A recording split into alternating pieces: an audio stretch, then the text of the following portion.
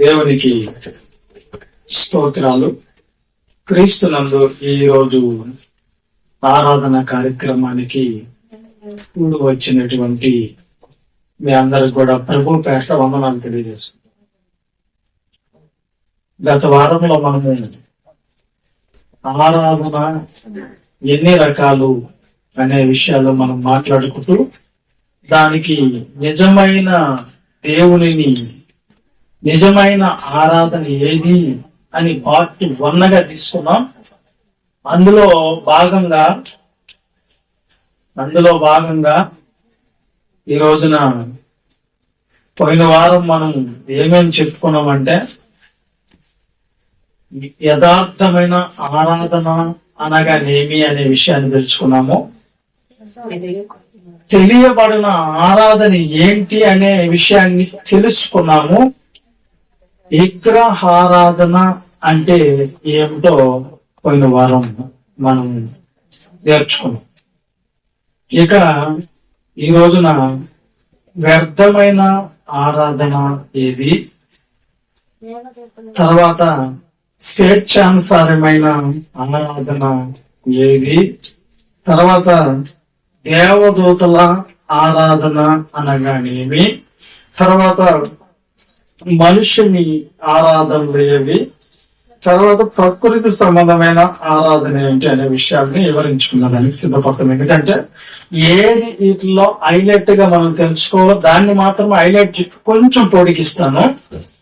మిగతావి చిన్నగా తెలిసిన చాలు. ఎందుకంటే మన సమయానికి అంత తెలుసుకుంటే అది చాలనేది మనకు అర్థమైపోద్ది.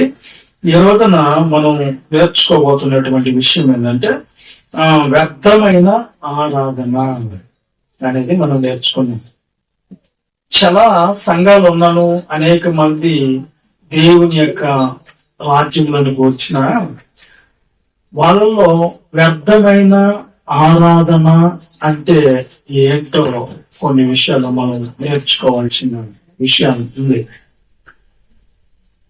ప్రియులారా, మత్తయి సువార్త 15వ అధ్యాయము 7వ వచనం నుంచి 9వ వచనం దాకా మనకు ఒక వాక్యం కనిపిస్తుంది.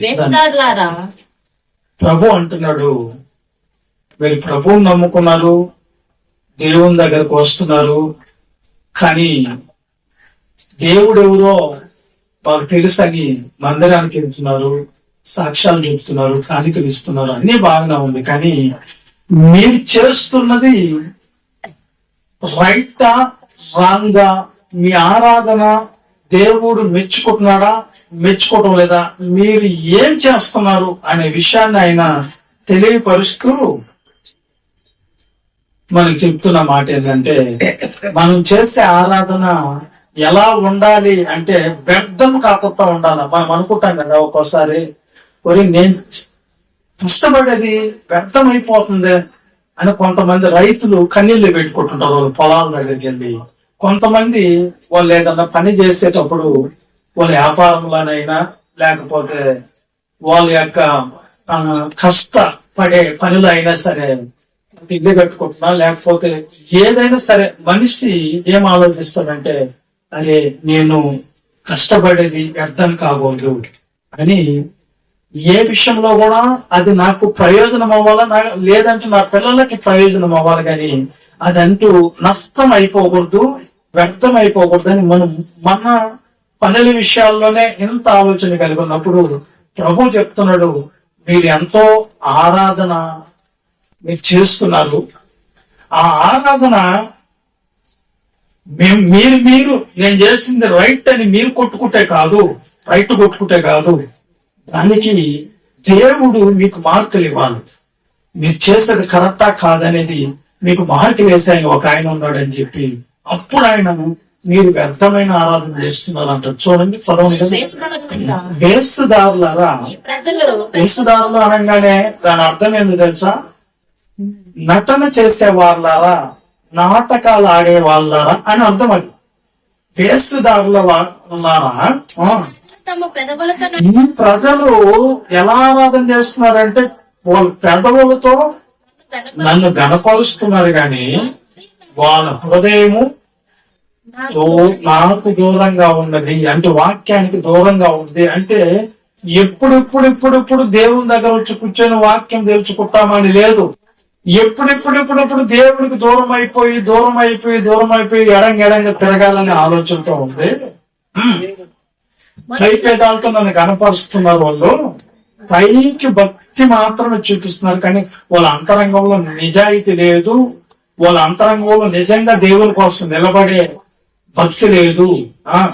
మనుషులు కల్పించిన పద్ధతులను దేవుడు చెప్పాడని బోధించుచు వారు నన్ను వ్యర్థముగా అది మనం మందిరానికి వెళ్ళాం, కష్టపడి మన సమయాన్ని కూడా వదులుకొని మన పరిస్థితులు ఎన్నున్నా అన్ని మానుకొని దేవుని దగ్గర కూర్చుంటే దేవుడు మనకు చెప్తున్న మాట ఏంటంటే వ్యర్థమా, నీ ఆరాధన వ్యర్థం చేసుకుంటున్నావు అన్నాడు. ఎందుకు అర్థం అవుతుంది అంటే దేవుడు ఏం చెప్తున్నాడు దాన్ని నువ్వు హృదయపూర్వకంగా తీసుకోకుండా మనుషులు ఏవో చెప్పారు.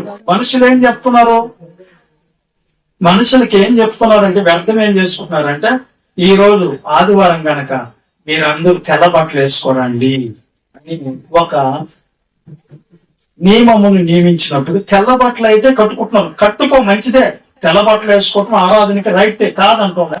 కానీ ఏం జరుగుతుందంటే పైన నీ హృదయం, పైనేమో బట్టలేమో తెల్లగా ఉన్నాయి, నీ హృదయం అనేది దేవుడి దగ్గర లేదు.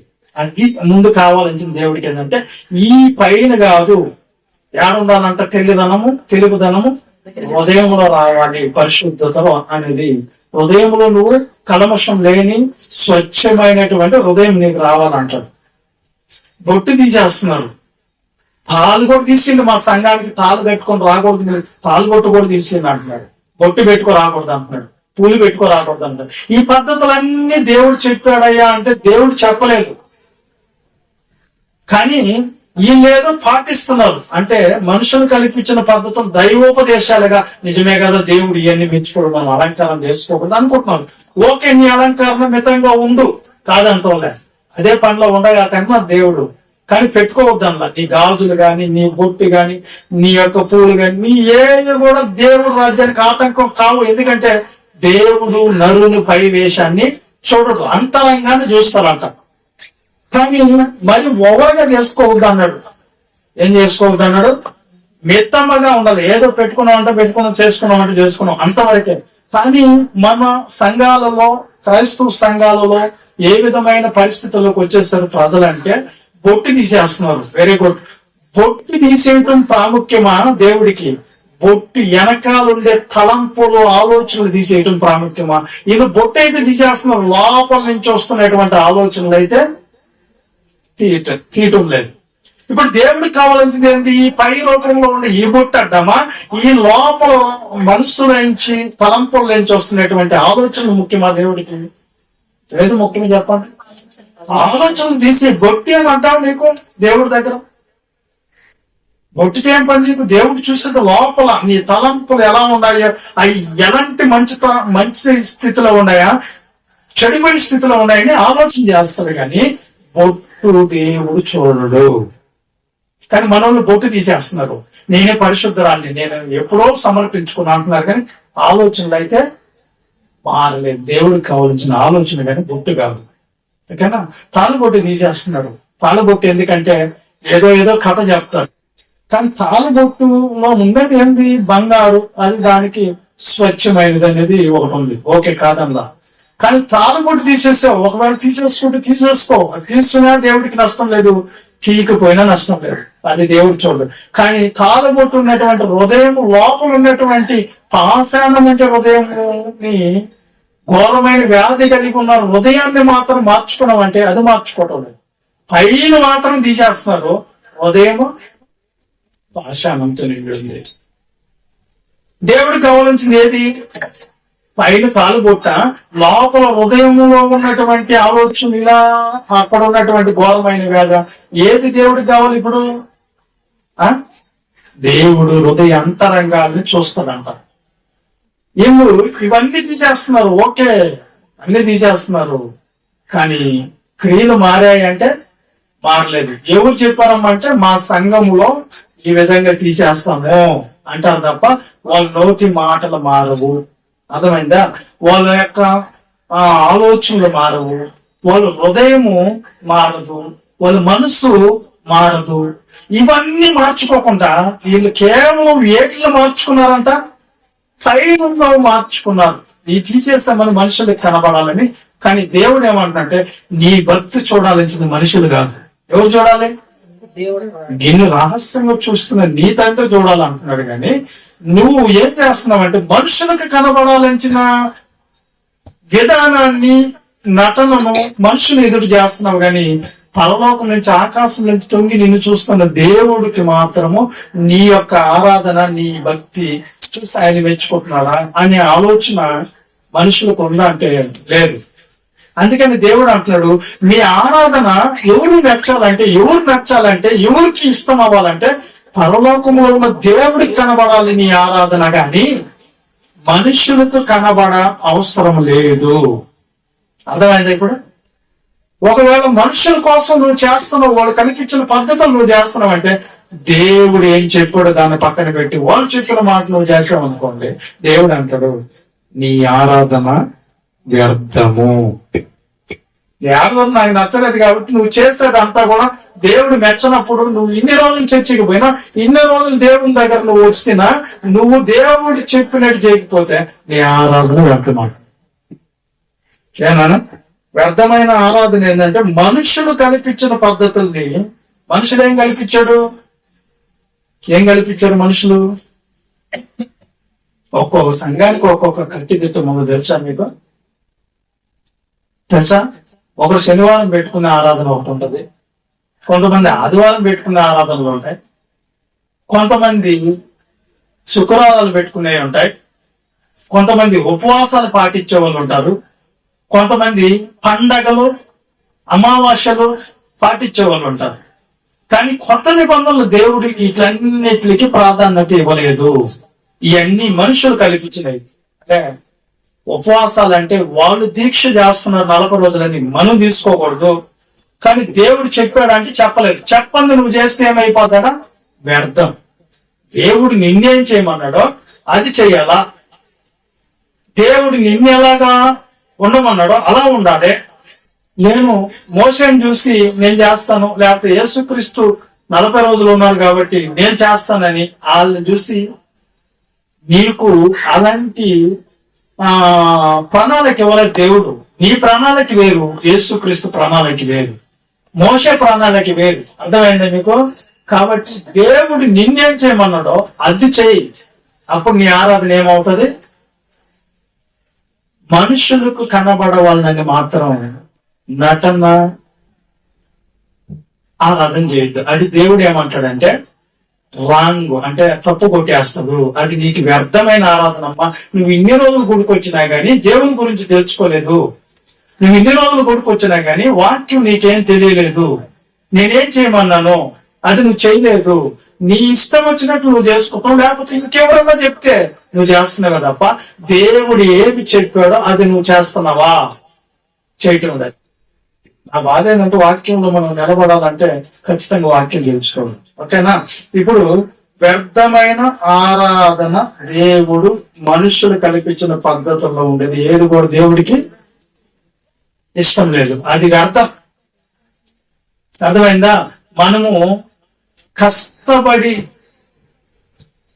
ఒక పొలాన్ని వేసుకొని ఆ పొలం దున్ని దానికి పుల్లల్ని పెట్టి కలుపులు తీసి అన్ని చేసి లాస్ట్ కి చివరికి మన చేతులకి పైరు పంట మన చేతులకి రాకపోతే ఎంత బాధపడతామో, అదే విధంగా దేవుని దగ్గరికి వచ్చిన మనము దేవుడు ఏం చెప్పాడో అది చేయకుండా మన ఇష్టాలు చేసుకుని వస్తే ఒక రోజుకి దేవుడు నువ్వు చేసినంత వ్యర్థం అన్నప్పుడు ఇంకా మరలా మనం వెళ్ళిపోయి భూమి మీదకి పోయి చేసుకొని తీసుకురాలని దేవుని దగ్గరికి. అందుకని దేవుడు ఏం చెప్పాడో అది చేసేదానికి సిద్ధపడదు. అందుకని వ్యర్థమైన ఆరాధన పై పేదాలతో కనపరుస్తున్నారే తప్ప వాళ్ళ హృదయం నాకు దూరంగా ఉంది. వాళ్ళు మనుషులు కల్పించిన పద్ధతులు చూస్తున్నారు కానీ దేవుడు ఏం చెప్పాడో అది చేయటం లేదు అన్నాడు. ఇప్పుడు దేవుడు చెప్పింది చేద్దామా, మనుషులు కల్పించింది చేద్దామా? పై పెదాలతో దేవుణ్ణి ఆరాధిద్దామా? దేవుడు చెప్పింది చేయకుండా ప్రభువా ప్రభువా ప్రభువా ప్రభువా అని పిలిచి ప్రతివాడు అంటే దేవుడు ఏం చెప్పాడో అది తెలుసుకోవాలా. అప్పుడు తెలుసుకొని ఏంటనే ఆరాధన. నెక్స్ట్ ఆరాధన దగ్గర వెళ్దాం. స్వేచ్ఛ ఆరాధన. స్వేచ్ఛ ఆరాధన. స్వేచ్ఛ ఆరాధన అంటే ఇష్టానుసారంగా ఆరాధన చేసేది. మన ఇష్టం ఏంటది? మనకిష్టం వచ్చినట్లు స్వేచ్ఛ ఆరాధన. స్వేచ్ఛగా ఆరాధన చేసుకుంటుంటారు కొంతమంది. దాన్ని ఇష్టానుసారమైన ఆరాధన అని కూడా అనొచ్చు. అంటే దానికి ఒక క్రమం ఉండదు, ఒక పద్ధతి ఉండదు. వాళ్ళు ఎట్లా పడితే అలా చేసుకుంటా పోకూడదు. ఎందుకంటే దేవుడు ఒక క్రమాన్ని ఇచ్చాడు, ఒక పద్ధతిని ఇచ్చాడు. సంపూర్ణంగా ఈ దినాన్ని ఆరాధన చేసాం మనం అంటే దానికి అర్థం ఏంటి చెప్పండి? సంపూర్ణంగా మనము ఆరాధన చేసాం ఈ రోజు అనే దానికి అర్థం చెప్పండి. ఈ రోజు నేను సంపూర్ణంగా ఆరాధనలో ఉన్నాను అనే దానికి అర్థం ఏంది? మొదట ఎక్కడ? ప్రారంభ ప్రార్థన నుంచి ఏమేమి ఉన్నాయి? ఏమేమి ఉండాలి? ప్రారంభ ప్రార్థన పాటలలోను, వాక్యములోను, కానుకల్లోను, ప్రభు బల్లలో పాల్గొంటే అప్పుడు మనది ఏమవుతుంది? సంపూర్ణ. ఈ 5 అంశాలు లేకుండా సంఘంలో పద్ధతి లేకుండా, క్రమం లేకుండా మనము మన ఇష్టం వచ్చినప్పుడు వచ్చి, మన ఇష్టం వచ్చినప్పుడు దాకా ఉండి, నచ్చితే వచ్చి నచ్చకపోతే పోతే అని కానీ పోయామనుకో దాన్ని ఏమంటారు అంటే స్వేచ్ఛ ఆరాధన. ఏమంటారు అంటే మా ఇష్టం మమ్మల్ని ఎవరు అడగకూడదు. మా ఇష్ట ప్రకారం మేము ఆరాధన చేసుకుంటాం. ఒకసారి చదవండి, అది ఉందో లేదో. కొలస్సీలకు రాసిన పత్రిక 23వ వచనం. కొలస్సీలకు రాసిన పత్రిక 23వ వచనంలో రాయబడింది. అట్టివి స్వేచ్ఛారాధన విషయములోను, వినయ విషయములోను, దేహ శిక్ష విషయములోను, జ్ఞాన రూపకమైనవని ఎంచబడుచున్నవే గాని శరీరేచ్ఛ నిగ్రహం విషయంలో ఏమాత్రమును ఎన్నిక తగినవి కావు. ఏంటది అంటే ఇప్పుడు వ్యర్థమైన ఆరాధన అర్థం చేసేసుకుంటున్నారు చాలా మంది. దేవుడు ఏం చెప్పాడు అది తెలుసుకోకుండా దాని ప్రకారంగా దేవుడు ఏం చెప్పుంటే ఎక్కడ ఉంటాయి? ఎక్కడ ఉంటది అంటే బైబిల్లో ఉంటాయి. అదేందో తెలుసుకోకుండా ఇప్పుడు ఆరాధన అంటే ఏందో తెలియదు. అర్థమైందా? దేవుడు ఎవరంటే తెలియదు. ఆయన శక్తులు ఏంది, ఆయన వ్యక్తిత్వాలు ఏంది, మనిషి ఎవరు, మానవుడు ఎవరు, సంఘం అంటే ఏంది, కానుకలు అంటే ఇవన్నీ తెలియకుండా మనము గుడ్డు ఆరాధన చేసేదంతా కూడా ఏం ఆరాధన అయిపోద్ది అంటే వ్యర్థం అయిపోద్ది. అంటే ఏదన్నా మనం చేసేటప్పుడు మొదట దేవుడు బైబిల్లో ఏం రాశాడో అనేది తెలుసుకొని చేయాలి. కానీ మన ఇష్టం చేసేది అది వ్యర్థం. దేవుడి ఇష్టం చేయాలి, దేవుడు ఏం చెప్పాడు అది చేయాలి. కాబట్టి ఇప్పుడు స్వేచ్ఛ ఆరాధన అంటే ఏంటి అంటే మన ఇష్ట ప్రకారం మనం చేసేది. అంటే క్రమం ఉండదు, పద్ధతి ఉండదు అన్నమాట. ఏముండదు? పద్ధతి ఉండాల.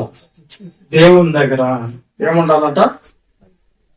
పద్ధతి ఉండాల. ఎందుకంటే అది ఒక ఆజ్ఞ. సంఘం అంటే ప్రారంభ ప్రార్థన మొదలుకొని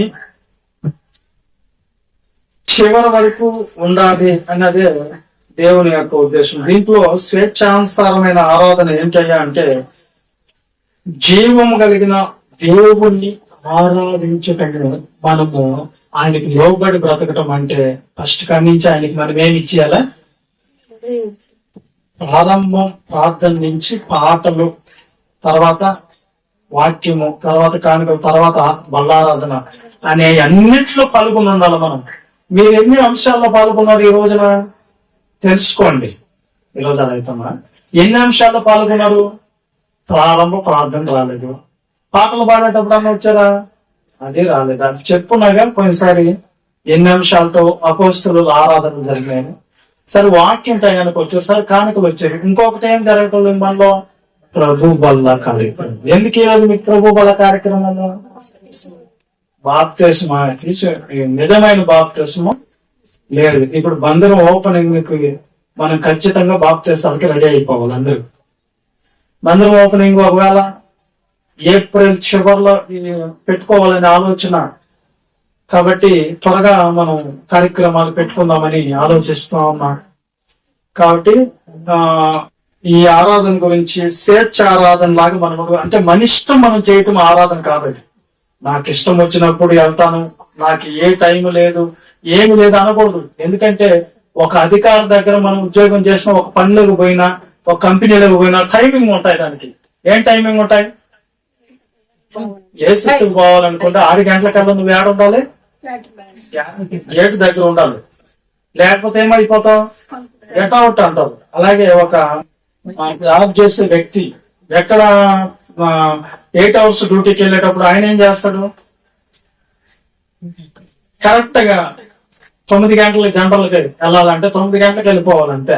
కొంచెం అటు ఇటు అయినా కానీ ఏమంటారు, ఏదో ఒక రోజు అట్లా అన్నచ్చు, కానీ రెండో రోజు ఖచ్చితంగా నువ్వు టయానికి రావట్లేదు, గెట్ అవుట్ అంటారు.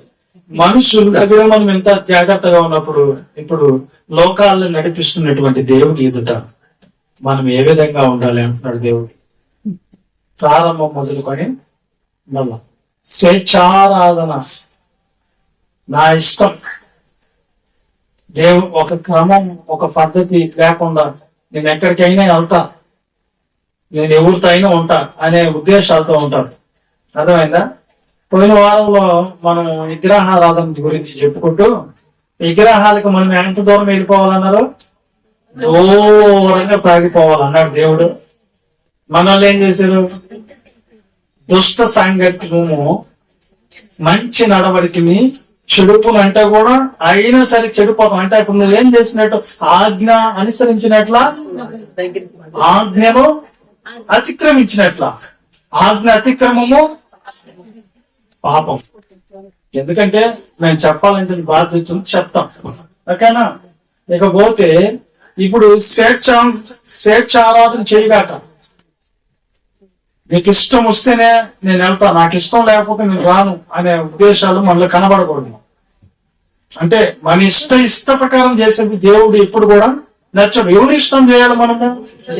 దేవుడికి ఇష్టమైన ఆరాధన చేయాలి. ఒకవేళ దేవుడు నన్ను క్షమిస్తాడు, దేవుడు నన్ను ఎన్నిసార్లు క్షమిస్తాడని నువ్వు అంటావు, అనుకోవచ్చు, నీలో నువ్వు అనుకోవచ్చు. కానీ మనకు కన్నతండ్రులు ఉంటారు. వాళ్ళు ఒకసారి తప్పు చేసినప్పుడు ఏం చేస్తారు, ఏదో పొరపాటు అయింది వదిలేస్తారు. రెండోసారి, మూడోసారి అదే తప్పు చేస్తే ఒప్పుకుంటారా? మన పిల్లలు అయినా సరే ఒప్పుగా ఏం చేస్తారు, శిక్షిస్తామా లేదా, కొడతారు. అన్నప్పుడు దేవుడు కూడా అలాంటి మనసు కలిగిన వాడే. ఎలాంటి మనసు కలిగినాడు? ఒకసారి క్షమిస్తాడు, రెండోసారి క్షమించడు, మూడోసారి కూడా అదే పనిగా క్షమించి దేవుడు ఇదే చేస్తాను నేను, నా ఇష్టం అయిపోతుంది అన్నావు అంటే ఏం చేస్తాడైనా? క్షమించడు. అప్పుడు నువ్వు ప్రార్థన చేస్తావు. ఏమని ప్రార్థన చేస్తావు చూడు, ప్రార్థన చేస్తే ఆయన ఆలకిస్తాడా? యోహాను సువార్త 9:31 వచ్చిన దీంట్లో మనం హైలైట్ చేసుకోవాలి దేవదూతల ఆరాధన. ఇది స్వేచ్ఛానుసారమైన ఆరాధన. చూడండి, దేవుడు పాపులు మనవి ఆలకింపడని మనవి ఏమన్నాడా? ఏమన్నాడంట? పాపం అంటే ఏంటి? ఆజ్ఞ అతిక్రమమే. అంటే దేవుడు నిన్ను పాపం అంటే నువ్వు ఆయన దగ్గరికి వెళ్ళిపోతే అది ఆజ్ఞ ఏమైపోయింది? అతిక్రమించి వెళ్ళావంటే ఇంక నువ్వు నీ మనవి దేవుడు ఆలకిస్తాడా? చెప్పినప్పుడు వెనకపోయినప్పుడు దేవుడు ఆలకిస్తాడా? సామెతల గ్రంథం 1:20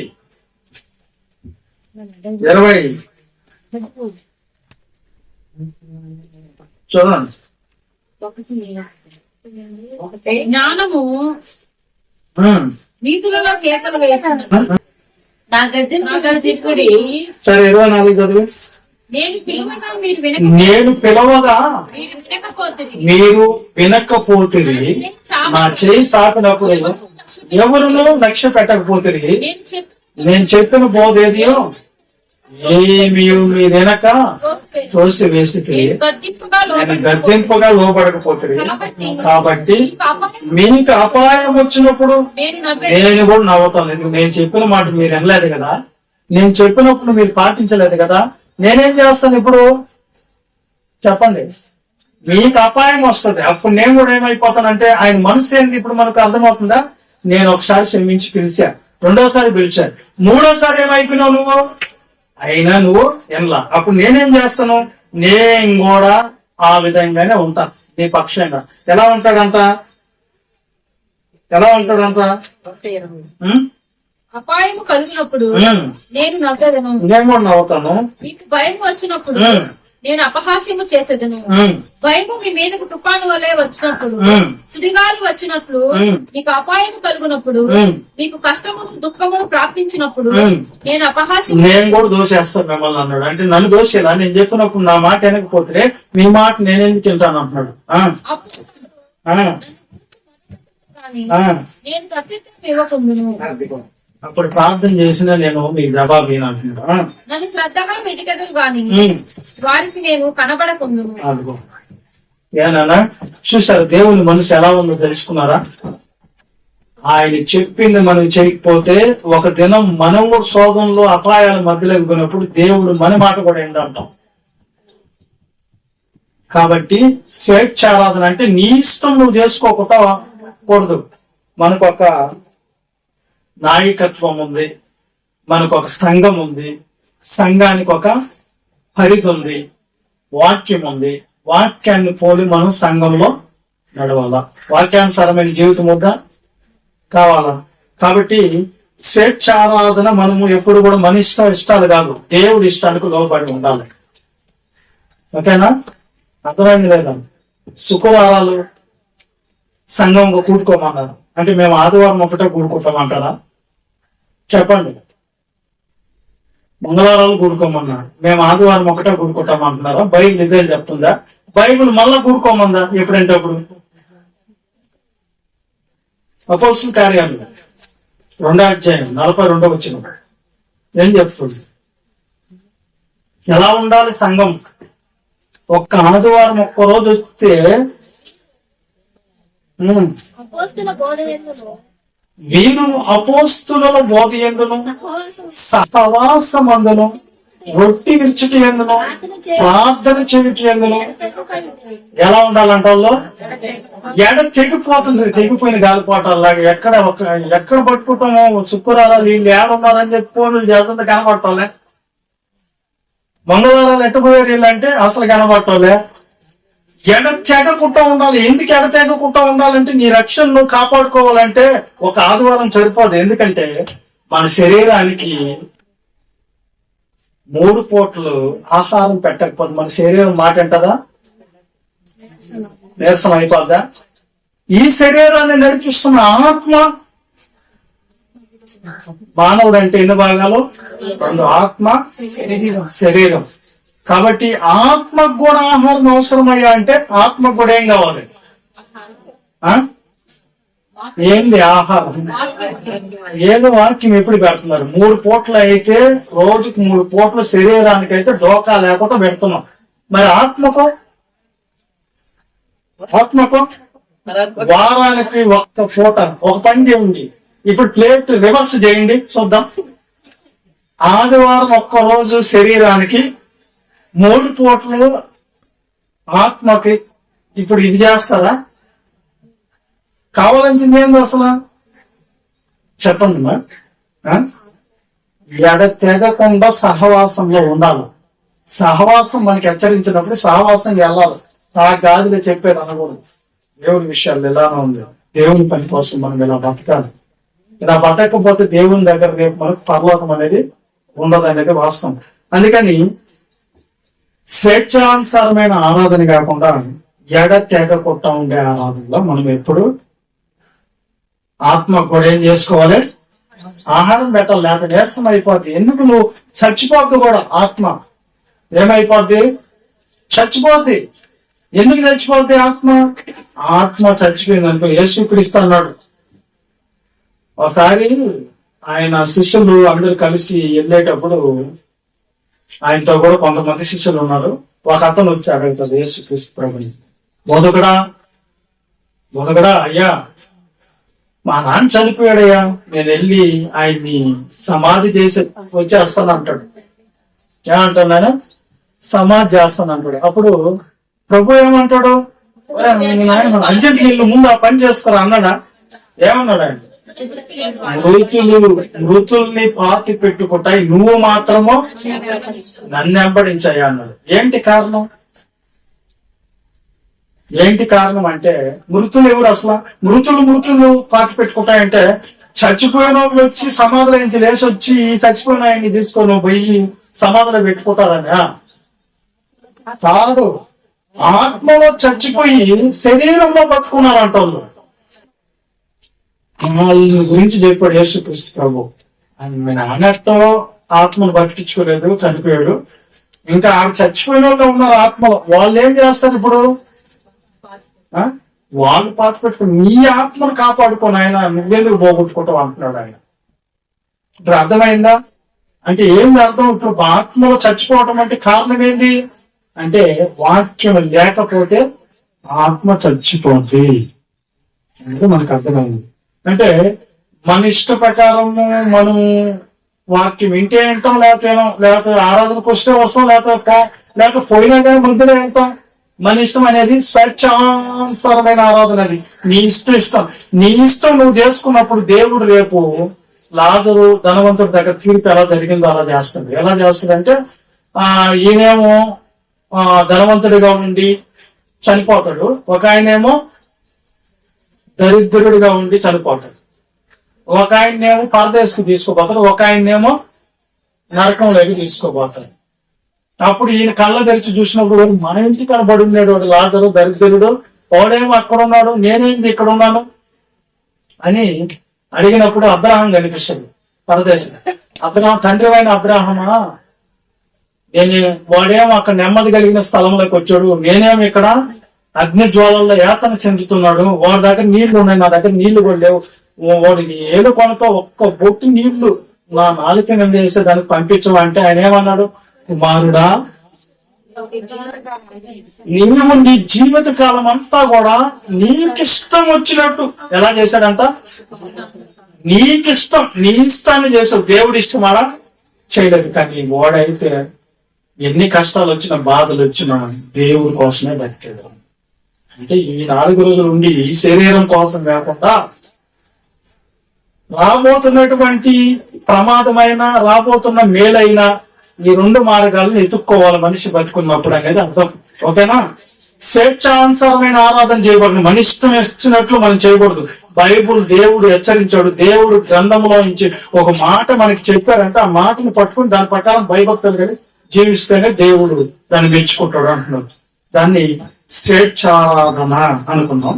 ఇప్పుడు మనం వెళ్ళేదానికి మనకు వచ్చే ఆరాధన ఏంటంటే దేవదూతల ఆరాధన. ఇది చూసుకున్నాం. ఎన్ని అయిపోయినాయి? ఇప్పుడు ఏమేమి అయిపోయినాయి చెప్పండి? పోయిన వారం నుంచి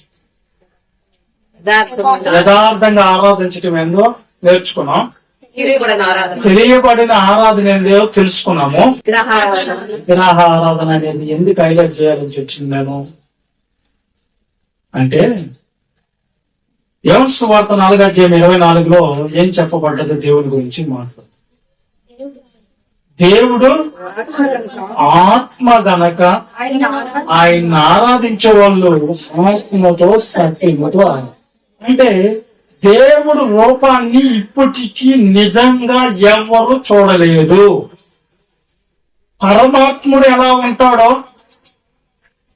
పరమాత్ముడు చూసిన నరుడు ఎవరు లేరు.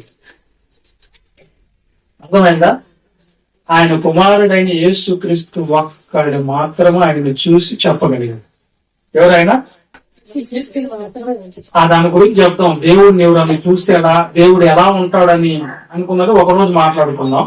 ఇక్కడ బైబిల్లో ఏం రాయబడిందో అది చెప్తాం మనం. ఇక్కడ ఏమంటున్నాడంటే దేవదూతల ఆరాధన అన్నప్పుడు దేవుడు ఎవరంటే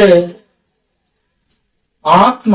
ఎవరైనా అందరి నోట వచ్చేది ఈ భూమి మీదకి వచ్చినటువంటి ప్రతి ఒక్కరి నోట వచ్చేది ఏంటంటే వాళ్ళు దేవతలు అనబడి ఉన్నా గాని వాళ్ళ నోట కూడా ఏమంటే ఒకడు ఎవరైనా తప్పు చేస్తే ఆ పరమాత్ముడు ఏదో ఒక రూపంలో శిక్ష వేస్తాడని వాళ్ళ నోటకుండా కూడా వాళ్ళు చెప్తూ ఉంటారు. వాళ్ళ గ్రంథాల్లో కూడా వాళ్ళు దేవతలు అనబడిన వాళ్ళు కూడా చెప్పబడ్డారు.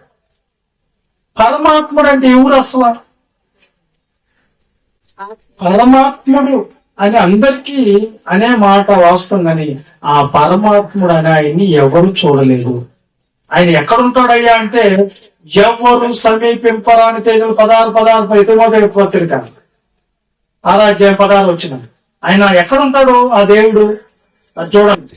సమీపింపరాని తేజస్సులో సమీపింపరాని తేజస్సు అంటే ఏంటి అంటే ఎవ్వరు ఆ ఎలుగులోనికి వెళ్ళలేరు, ఆయన్ని డైరెక్ట్ అవ్వలేరు. ఎవ్వరు సమీపింపరాని తేజస్సులో ఆయన మాత్రమే నివసిస్తాడంట. ఆయన దగ్గర చీకటే లేదు. అమరత్వము గలవాడు. ఎలాంటి వాడు దేవుడు అంటే అమరత్వం కలిగి, అంటే ఆది లేదు అంతము లేదు ఆయనకి, అంటే ప్రారంభమే లేదు. ప్రారంభం లేని వాడికి అంతం ఉండదు, పుట్టుక లేదు ఆయనకి. అమరుడు. ఆయన నివాసం ఎక్కడంటే ఎవ్వరు సమీపింపరాని తేజస్సు ఆయన మాత్రమే నివసిస్తాడు. అమరత్వం కలిగి అమరత్వం కలిగి ఉన్నవాడు. మనుషులలో ఎవడను ఆయనను చూడలేదు. పరమాత్మను అయితే ఎవరు చూడలేదు. యేసుక్రీస్తు రక్త మాంసాలకు వచ్చిన తర్వాత ఆయన బయలుపరిచాడు తండ్రి ఎలా ఉంటాడు, తండ్రి ఎక్కడ ఉంటాడని. ఆయన చెప్పితే ఇన్ఫర్మేషన్ మనకు వచ్చిందే గాని పరమాత్మను అయితే ఎవరు సమీపింపలేదు, ఎవరు ఆయన్ని చూడలేదు. అది ఎలా ఉంటది అనేది ఒకరోజు చెప్పుకున్నాం. కానీ పరమాత్ముడిని నువ్వు అనేక రూపాలు తీసుకుని వచ్చి ఇక్కడ ఏం చేసేస్తున్నావు అంటే అనేక రూపాలు ఇచ్చేస్తా ఉన్నావు. అది దేవుడు కోరుకుంటుంది. ఏంటంటే దేవుడు ఆత్మ. నువ్వేం చేస్తున్నావంటే వివిధ రూపాలలో చూపించి ఈయన దేవుడని నిజ దేవుడిని నువ్వేం చేస్తున్నావంటే మరుగు చేస్తున్నావు.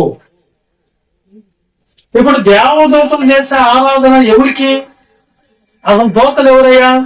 దేవదూతలు ఎవరు అంటే దేవునికి మనుషునికి మధ్యవర్తులు, వార్తాహరులు. అంటే అక్కడి నుంచి సమాచారాన్ని మనుషులకు అందజేసే వాళ్ళు ఎవరు? దేవదూతలను ఎవరు కలిగించుకున్నాడు? ఎంతమందిగా కలిగించుకున్నాడు? కోట్లది. ఇదంతా మీకు తెలిసి ముందు మేము చెప్పేసుకున్నాం కాబట్టి కోట్ల మందిని దేవుడు కలిగించుకున్నాడు అనేది వాస్తవం. తర్వాత దేవదూతలు అనే వాళ్ళు ఎన్ని భాగాలుగా దేవుడు చేశాడు?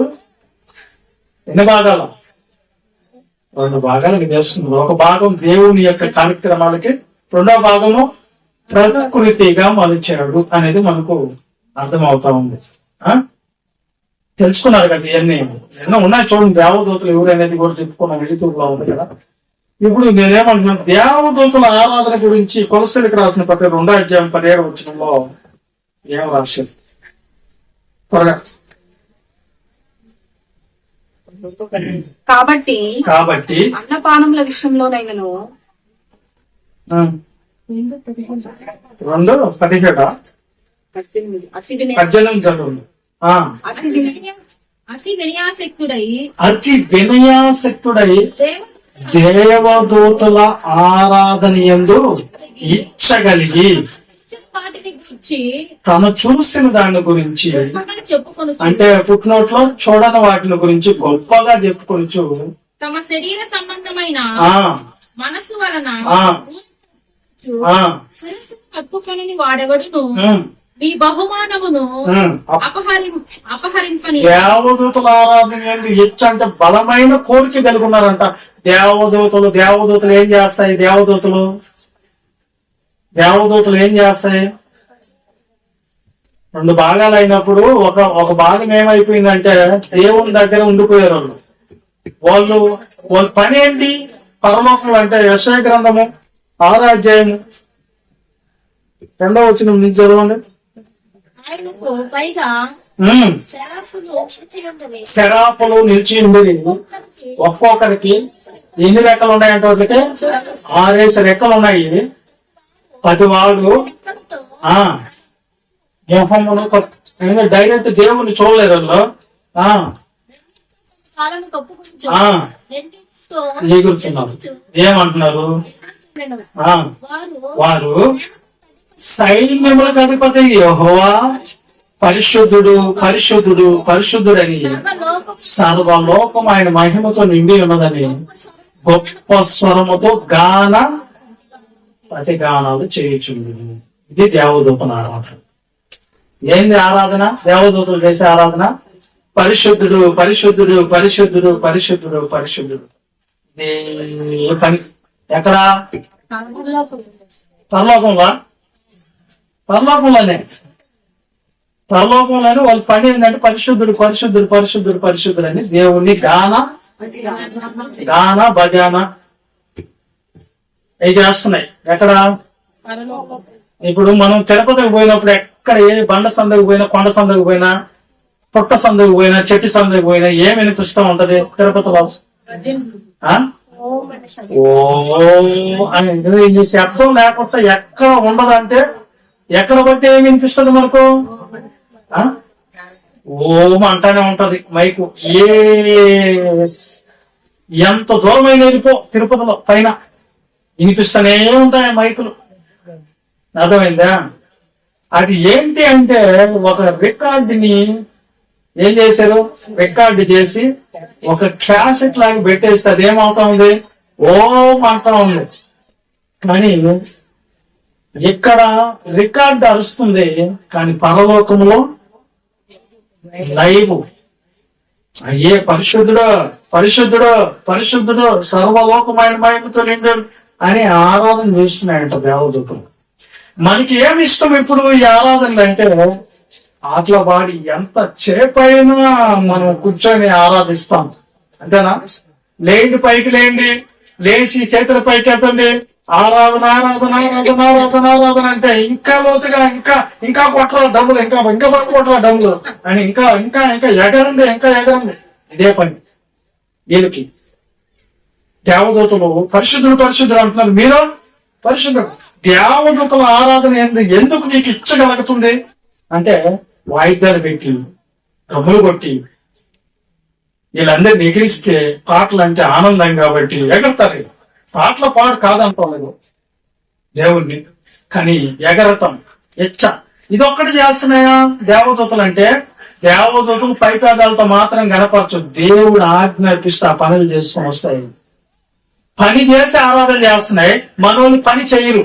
కానీ ఆరాధన అంటే వీళ్ళకేం అర్థమైందేడా చెప్పండి? పాటలు పాడి పాటలు ఖర్చేలాగా ఎగిరేది మాత్రం, డ్యాన్స్ చేసేది మాత్రం అర్థమవుతుంది. దేవుడు చెప్పిన పనిని అయితే విడిచిపెడుతున్నారు. ఎందుకు? దేవుడు చెప్పిన పనిని ఏం చేస్తున్నారు? వీళ్ళు విడిచిపెట్టేస్తున్నారు. కానీ ఆరాధన అనగానే ఎక్కడికి పోయి ఎగరుతున్నారు, డ్యాన్స్ చేస్తున్నారు, ఇచ్చగలుగున్నారు. వాటి విషయంలో ఆరాధన అంటే ఇదే అనుకుంటున్నారు. కానీ దేవుడు కోరుకున్న ఆరాధన అది కాదు. దేవుడు కోరుకున్న ఆరాధన అది కాదు. నువ్వు దేవుని పని చేసి వచ్చి అప్పుడు ఆరాధన చేస్తే అది కోరుకుంటాడు దేవుడు. అప్పుడు పాట పాడు, అప్పుడు ప్రార్థన చేయి. దేవుని పనికి ఉపయోగపడవు, దేవుని చెప్పిన మాటకు అసలు లోపడవు, దేవుడు ఏం రాపిచ్చాడో దాన్ని తెలుసుకోవు. కానీ నువ్వు వచ్చి ఏం చేస్తున్నావు ఇక్కడ? ఆరాధన ఆరాధన అంటే అప్పుడు దేవుడు నిన్ను చూసి ఉప్పొంగి పొదరా. అప్పుడు ఆయన ఏమన్నా నీ పై పేదాలతో నువ్వు నన్ను గనపరుస్తున్నావే గాని హృదయం దేవుడికి ఆ లోపడుతుందా అని వస్తాడు ఆయన. అర్థమైందా?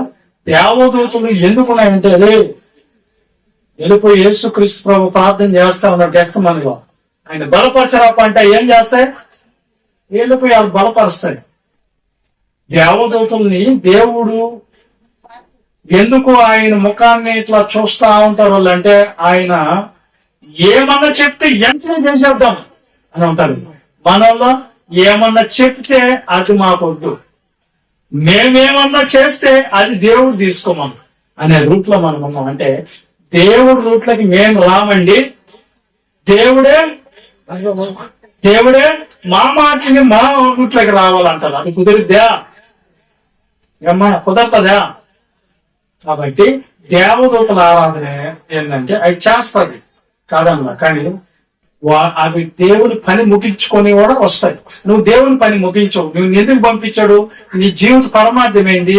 నీ జీవితానికి ఉన్నటువంటి లక్ష్యం ఏంది? నీ గురి ఏంది? ఎందుకు పంపించాడు దేవుడు? నీ భూమి మీదకి ఆత్మను దేహాన్ని ఇచ్చి ఎందుకు ఇవన్నీ తెలుసుకోవు. ఇవన్నీ తెలుసుకోకుండానే ఒడ్డేసుకొని ఎగరాల దొక్కడు చేస్తే దేవుడికి నచ్చదు. ఇది కాదు, ఆ ఇచ్చ ఆ కోరిక అనేది ఉండకూడదు. దేవుడు పని చేసి వచ్చి అప్పుడు ఆరాధన చేయాలి. అర్థమైందా లేదా? ఒక భాగం అది. ఇంకా చూడండి, ప్రకటన గ్రంథంలో 4వ అధ్యాయం 8వ వచనంలో కూడా అదే ఉంటుంది చూడండి. 4 జీవులలో ప్రతి జీవికి 6 రెక్కలు ఉండడం,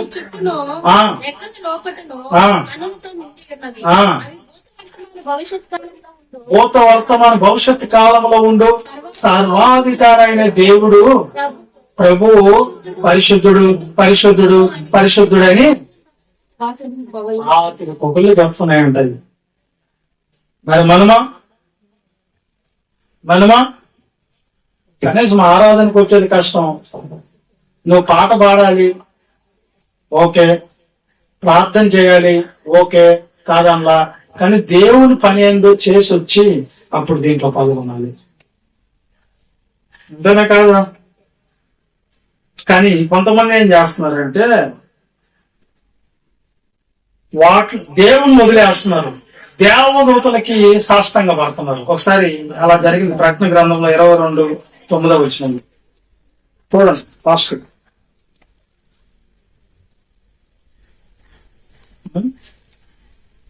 అతడు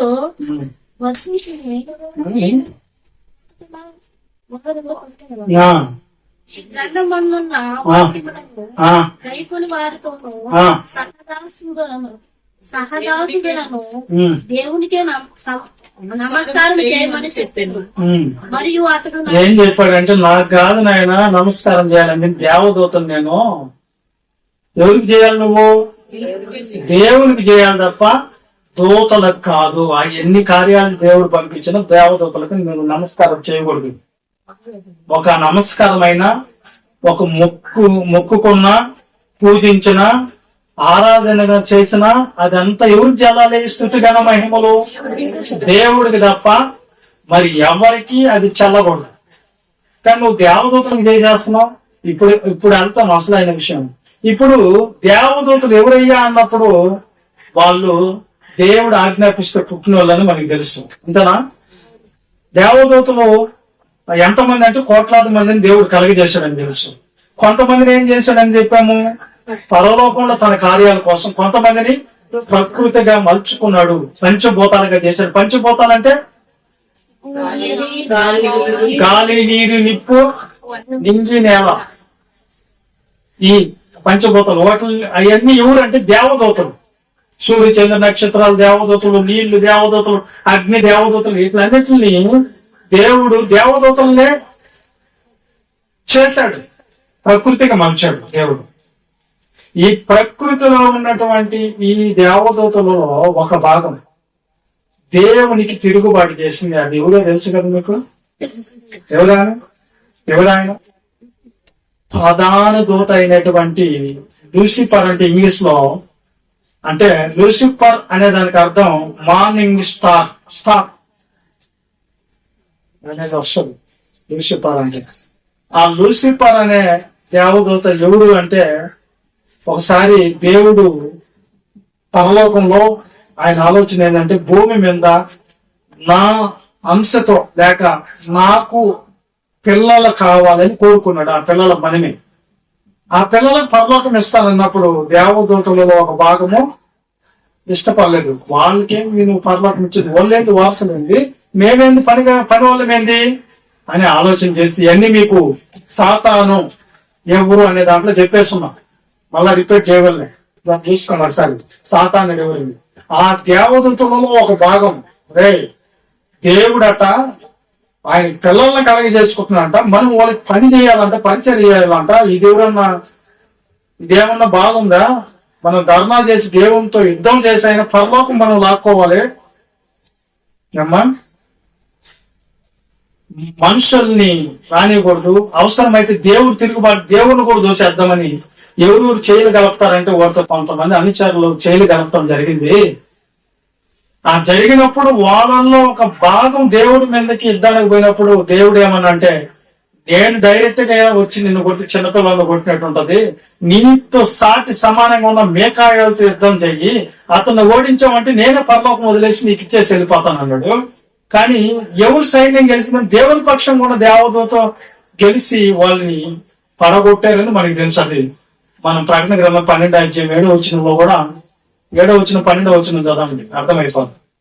అది మీకు ఆల్రెడీ తెలుస్తుంది.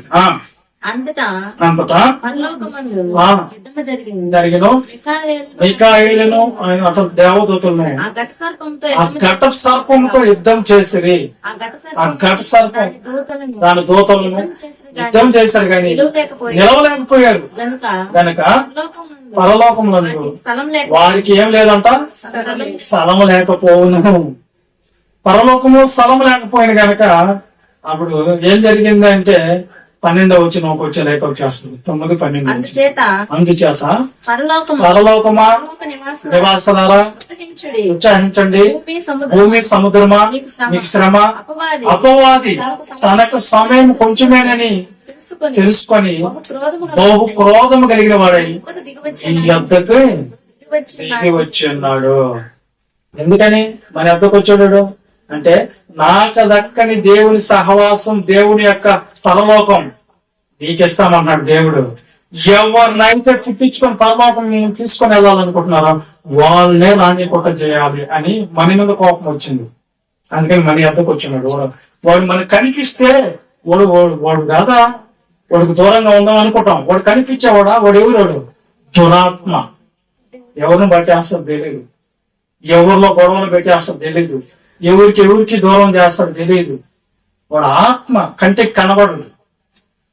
వాడు బాధ ఏంటంటే వీళ్ళందరికీ ఇది నిజాలు చెప్పకూడదు అని చెప్పి నిన్నటి రోజున మొన్న ఒక 3 రోజుల క్రితం ఒక చక్కటి సత్యం చెప్తున్నటువంటి పాస్టర్ గారు ప్రవీణ్ పగడాల అనే వ్యక్తిని హత్య అంటున్నారు, లేదా యాక్సిడెంట్ అంటున్నారు. ఇది ఏదో కన్ఫామ్ గా తెలియలే. ఎందుకంటే ఆయన ముందు ఏ పని పెద్ద పెద్ద పేరు మోయించిన జ్ఞానం కలిగిన వాళ్ళు కూడా సలాం కొట్టేశారు ఆయన మాటలకి. చెప్పలేకపోయారు. వాళ్ళు అడిగి నేను చెప్పేస్తున్నాడు. అంత జ్ఞానం కలిగినోడు మరి లోకాన్ని విడిచి వెళ్ళిపోవడం జరిగింది. ఇది ఇప్పుడు ఇంకా ఎంక్వైరీ జరుగుతా ఉంది. బైక్ లో వెళ్ళాడు. కొంతమందికి ఆయన మీద పగ, ఎందుకంటే అరే మా గురించి అంటే సత్యం చెప్తున్నాడు అనేది కాకుండా అందులో ఏముందో వివరించాడు ఆయన. నిజం తెలుసుకోండి, నిజం కావాలి మనిషికి అని చెప్పాడు వాళ్ళ గ్రంథాల్లో కూడా. అందుకని చెప్పి పగపడతాడు. ఒకతను నేను చంపేస్తాం, కళ్ళు లోడేస్తాం, పెదాలు కోసేస్తాం, నాలుగు కోసేస్తాం, వార్నింగ్ ఇచ్చున్నారు ఒకప్పుడు. ఎందుకు అంటే ఆయనతో డైరెక్ట్ గా ఆయన చెప్పిన మాటలకి సమాధానం లేదు. వీళ్ళ దగ్గర చేతగాని పనులు చేసుకుంటున్నారు కొంతమంది. ఎవరైనా సరే సత్యాన్ని అనుసరించాల. సత్యం చెప్తే చంపేస్తావా, నిజం చెప్తే చంపేస్తావా, నిజం చెప్పే వాళ్ళు ఉండొద్దా? ఇది జరిగింది. అది ఇలాగే అపవాది కూడా ఇట్లాగే ఉంది. ఒక నిజాయితీగా బతికే వాళ్ళ మీద, మంచిగా వెళ్ళే వాళ్ళ మీద ఎప్పుడు పగ కట్టే ఉంది అపవాది. మీకు అర్థం అవ్వాలండి. కాబట్టి బహు క్రోధం కలిగిన వాడుగా ఎవరు దిగొచ్చున్నట, ఎవరి దగ్గరికి దిగొచ్చున్నాడు? మిమ్మల్ని ఏం చేయాలని దిగిచ్చున్నాడు?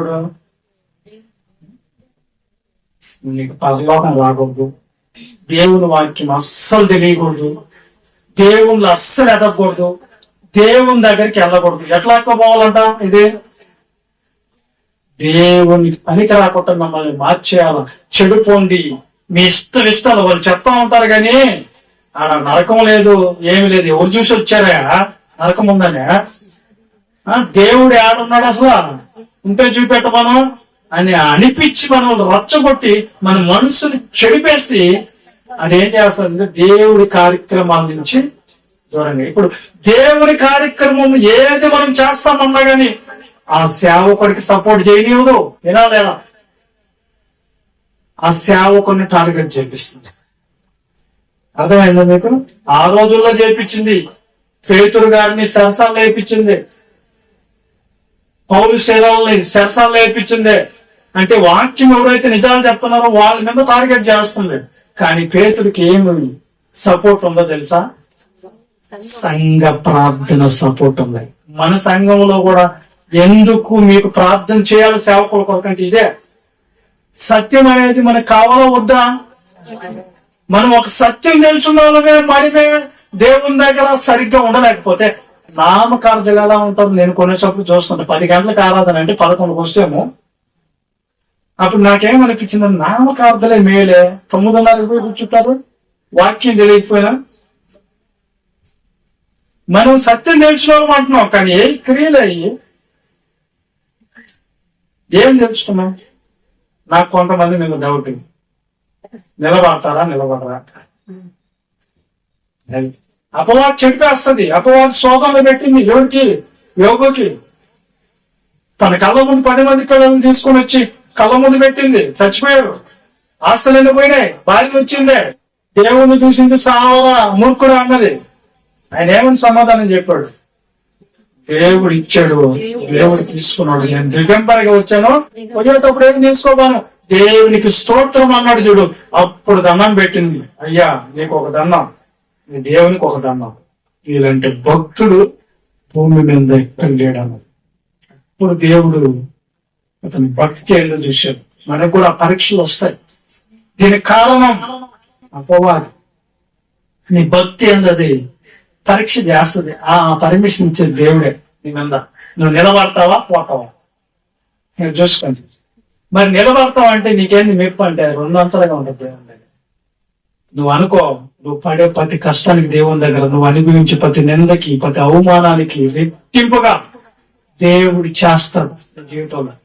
నిలబడాలి, నిలబడాలి, దేవుళ్ళు నిలబడాలి, రోగం నుంచి లేచి నిలబడాలి.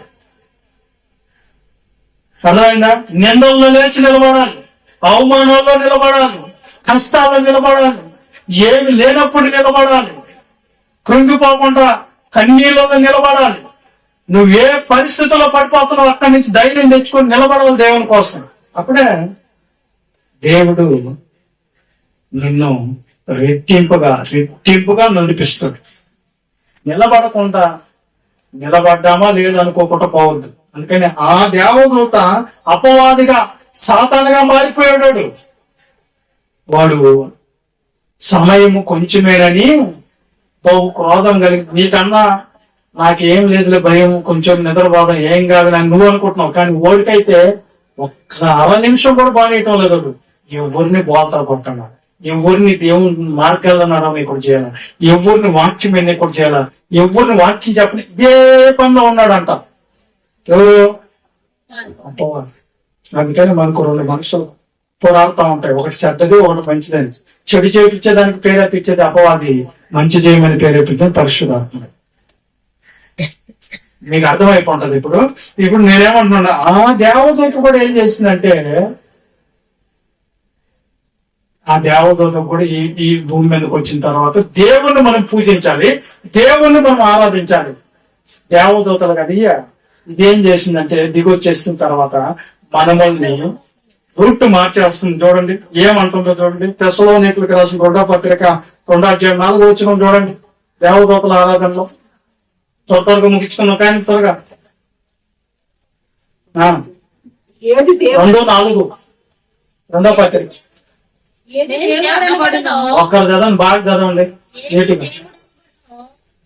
ఏది పూజింపబడునో దానంతటిని ఎదిరించుచు దానికంతటికి పైగా వాడు తను తానే హెచ్చించుకొనుచు తాను దేవుడునని తను కనపరుచుకొనుచు దేవుని ఆలయములో కూర్చును గనుక ఏ విధముగానైనను ఎవడును మిమ్మల్ని మోసపరిచిన. ఏం చెప్తుంది బైబిల్ అంటే, ఏది దేవుడు అనబడను, ఏది పూజింపబడనో దానంతటిని ఎదిరించుచు ఏం చేస్తున్నాడంట? దానంతటికి పైగా ఆడే హెచ్చించుకుంటున్నాడు. అంటే ఆడు కూడా దేవుడు లాగా అయిపోయి కొత్త దేవుణ్ణి నేను అని వచ్చేసి ఏమంటున్నాడు? తాను దేవుణ్ణి తను కనపరుచుకొనుచు దేవుని ఆలయంలో కూర్చున్నాడంట. ఏ ఆలయంలో కూర్చున్నాడు? దేవుని ఆలయం అంటే ఎక్కడ అనుకుంటాం మనము? మందిరంలోనా? మన హృదయమే దేవుని ఆలయం. అక్కడ దేవుడు ఉండాలంటే ఎవరు ఉంటున్నారు? పోయి వాడు కూర్చుంటున్నాడు అన్నమాట. ఎన్ని విధాలుగా మార్చేసింది ఆయన. దేవదూతలు అంటే వాడు కూడా ఏమైపోయాడంటే నేను కూడా దేవుడు లేరని చెప్పి తప్పు దారిన మనిషిని లాక్కొని వెళ్తున్నాడు. వచ్చి దేన్ని ఏ రూపంలో నువ్వు చేసుకో, ఏ రూపంలో నువ్వు మొక్కుకో, అన్ని దేవుడివే అని చెప్పేసి అన్నీ అంత దేవుడికి సంబంధించినవేనబ్బా. ఇవన్నీ మీరు ఆలోచిస్తే అట్ట అన్నట్టుగా వాడు చెప్పేశాడు. అందుకని వాడు కూర్చున్నాడు. ఈ దేవదూతము ఎవరు అంటే ఒకసారి ఫిబ్రవరి పత్రిక 1:7 ఏంటి ఏ దానిగా మార్చాడు దేవుడు? 1:7. మీరందరూ కలిసి చదవండి, ఒక్కనే చదవద్దు. తన దూతలను వాయువులుగాను. తన దూతలను ఏం చేశాడంట? వాయువు అంటే ఎవరు? గాలి. ఇప్పుడు గాలికి ఒక పూజ చేసేది ఉందా? ఎవరు గాలి అంటే? గాలి దేవదూత కదా. కానీ మనోళ్ళు ఏం చేశారు దాన్ని? చేసినప్పుడు అదేంటది? దేవదూత గాలి మనం పంపిస్తుంది దేవుడు. వీళ్ళేం చేశారు దాన్ని? గాలి. ఓకే, తర్వాత అగ్ని జ్వాలలుగా. అగ్ని ఎవరు?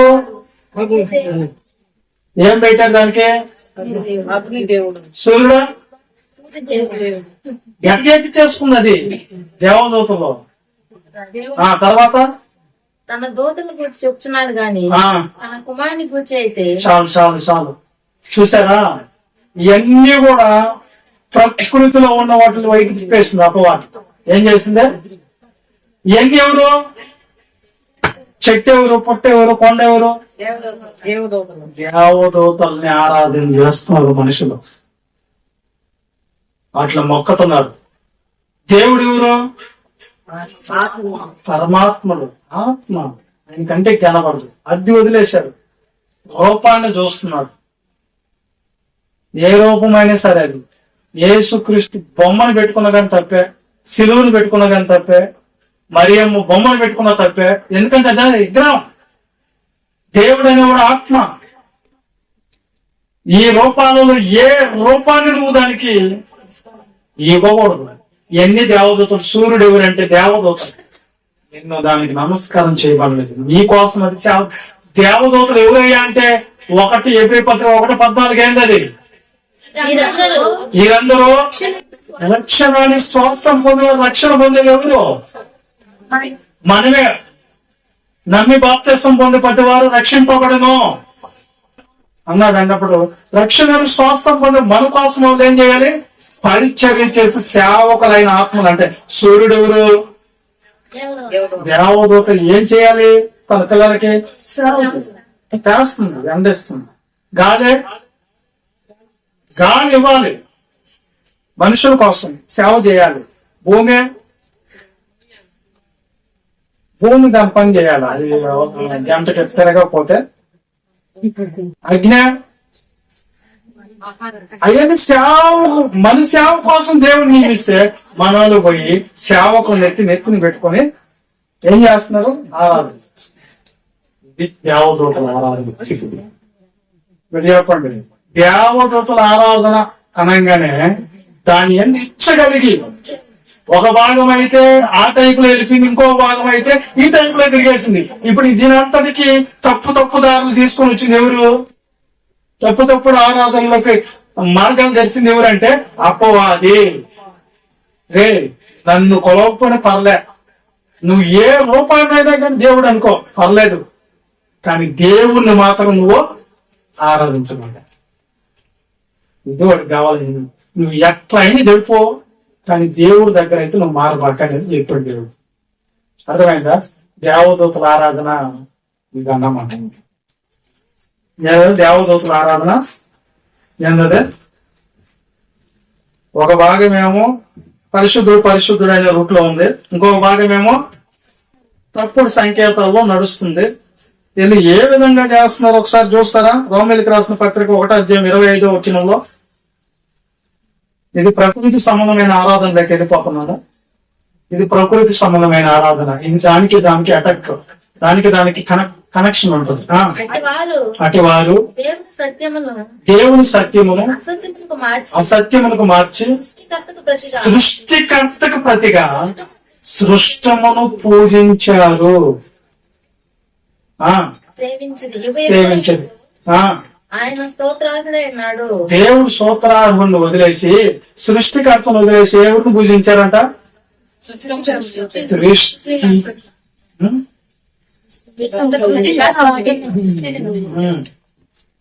సృష్టికర్తను మరచావు నీవు, సృష్టిని నీవు పూజింపతగునా,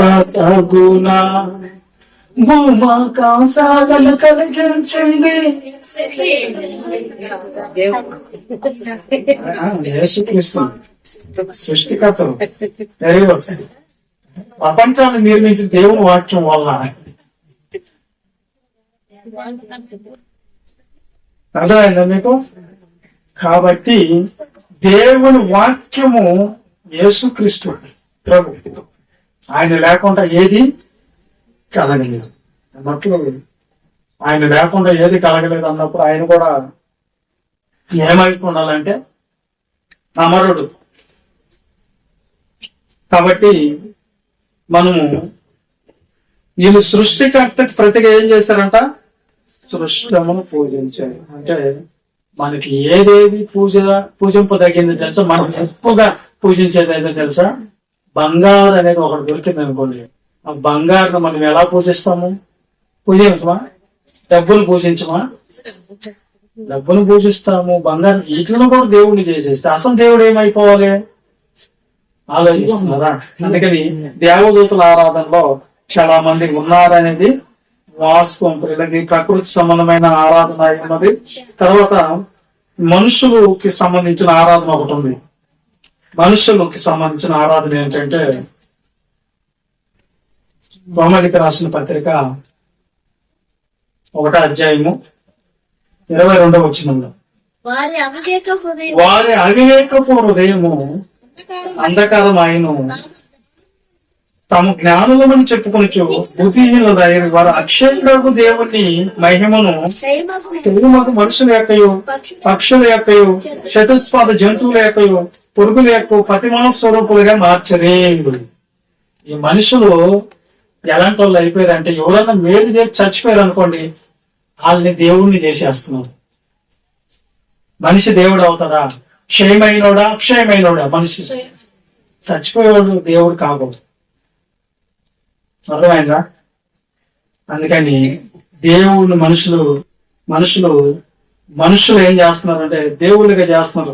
ఒకసారి అక్కడ అపోస్తల కార్యాలు 14:15 పౌలు సేవలను కూడా ఏమంటున్నారు ఒకసారి చెప్పుకొని ముగిచేసుకున్నాం. ఈ రోజుతో ఇది అయిపోద్ది. నెక్స్ట్ వారం మనకు ఏంది వాక్యం ఆత్మతో ఏంది సత్యంతో ఏంది అనేది వచ్చే వారం ఒకవేళ అయ్యలారా మీరు ఎందుకు ఇలాగా చేయించున్నారు?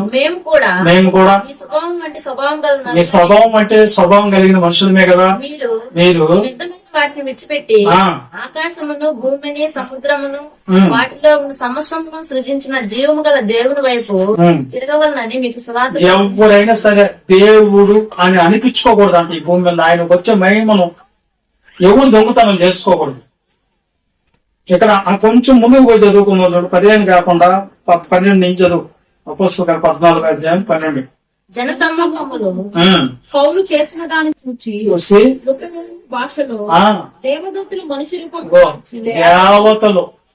దేవతలు మనుష్య రూపం దాల్చి ఏంటి ఒక అద్భుతం జరిగితే చాలా దేవుళ్ళని చేసేస్తారు మనుషుల్నే. అసలు దేవుడు ఎవరు చెప్పండి? ఆత్మ కదా, అక్షయుడు కదా. వీళ్ళేం చేసేస్తున్నారు? పౌలు సేవ పోయి ఆ ప్రాంతంలో ఒక చిన్న అద్భుతం చేశారంట. అద్భుతం చేయగానే వీళ్ళందరూ ఎక్కడికి వెళ్ళిపోయారో ఈయనకి దండలు వేసేసి బలులన్నీ తీసుకుని వచ్చేసారు. మనుషుల రూపంలో వచ్చేస్తున్నారు దేవతలు మన దగ్గరికి అని వాళ్ళని దేవుళ్ళని చేసేసేదానికి చూశారంట. అప్పుడు వాళ్ళు ఏం చెప్పారు 15వ వచనంలో, అయ్యలారా ఈ అర్థమైన దాన్ని మానేయండి, భూమికి ఆకాశానికి దేవుడు వేరు మనిషి వేరు, మీరు వీటిలన్నిటి రూపాలని మీరు చేద్దాన్ని. మనకి ఎన్ని రూపాలు ఉన్నాయో మీకు అది కూడా చెప్తా. ఒక చిన్న విషయం చెప్పి ముగిచేసుకున్నాను.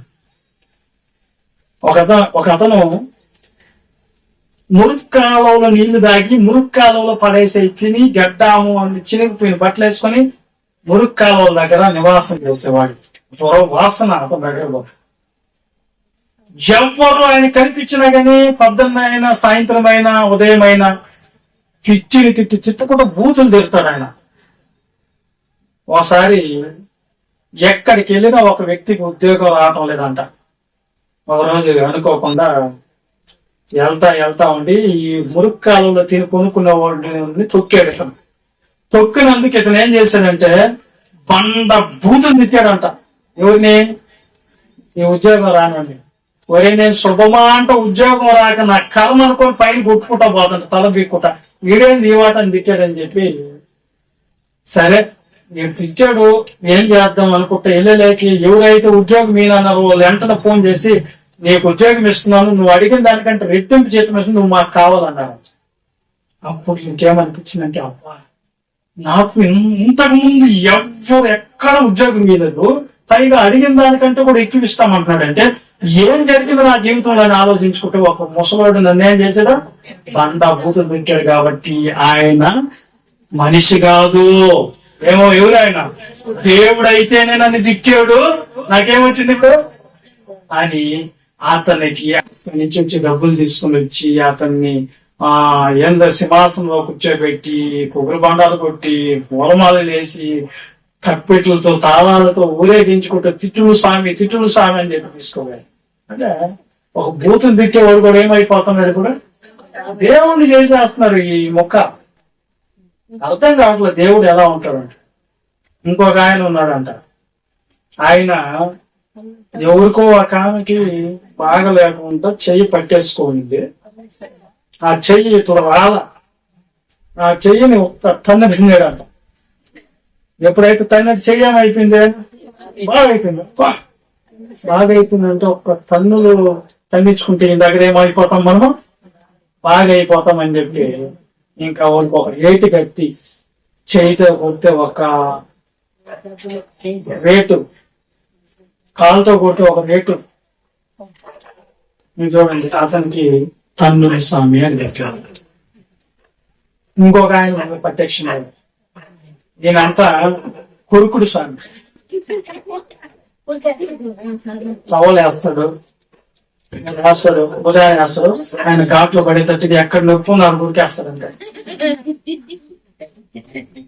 దేవుళ్ళు ఎలా ఎలుస్తున్నారంటే ప్రపంచాన్ని కూడా పిచ్చి బట్టి నిజాన్ని వదిలిపెట్టేసి ఏదేదో పట్టుకుంటున్నారు. అసలు దేవుడు అంటే పరమాత్ముడు, ఆత్మ ఆయన అనేది అర్థం కావట్లేదు. ఇలాంటి చెప్పాలంటే ఎన్నో ఉండండి. కాబట్టి మనుషులు చేసే ఆరాధన ఇది. కానీ దేవుడు అనేవాడు మనుషులలో కాదు, మనుష్య రూపంలో కాదు. మనుష్య రూపంలో యేసుక్రీస్తు వచ్చినా, దేవుని కుమారుడికి వచ్చినా, ఆయన మరలా తిరిగి పరలోకం వెళ్ళిపోయినా, రక్త మాంసాలను విడిచిపెట్టేసినా ఎందుకు వచ్చాడు ఆయన అంటే ఒక కార్యక్రమం మనల్ని దేవుని రాజ్యానికి సిద్ధం చేసేదానికి వచ్చిన. ఆయనలో తండ్రి ఉన్నా పరమాత్ముడిగా ఆయన పరలోకంలోకి వెళ్ళిపోయాడు. పరమాత్ముడిగా వెళ్ళిపోయాడు. ఎవరు? యేసుక్రీస్తు ప్రభువు. కానీ దేవుని రూపాన్ని మాత్రం ఫలాన్ని చేసుకోకూడదు అనేదే దీని అర్థం. అందుకని మనుషుల రూపం ఇవన్నీ తీసుకోవద్దు. ఇప్పుడు ఏమేమి తెలుసుకున్నారు మీరు? వ్యర్థమైన ఆరాధన అంటే ఒకటి స్వేచ్ఛ ఆరాధన, ఒకటి దేవదూతల ఆరాధన. అంటే రెండు భాగాలు చూశారు. ఇప్పుడు అసలు దేవుడు అంగీకరించే ఆరాధన ఏందో అది చూడాలి మనం. మళ్ళీ ఇప్పుడు ఏముంది, ఆత్మతో సత్యంతో ఆరాధన ఏందో కూడా చూడాలి. ఈ రెండు ఉన్నాయి మనకు. అసలు మెయిన్ ఏంటంటే బలుల గురించి వెళ్దామంటే చాలా టైం పట్టేస్తుంది. బలులు ఒక్కొక్క బలికి ఒక్కొక్క వివరణ ఉంటుంది. కానీ అదంతా చెప్తే గానీ మీరు ఆరాధన అంటే ఏందో తెలుసుకోలేదు. ఎలా చేద్దాం చూద్దాం, సింపుల్ గా చెప్పేదానికి. ఓకే, అర్థమైంది కదా? స్లోగా చెప్పాను. ప్రార్థన చేసుకుందాం.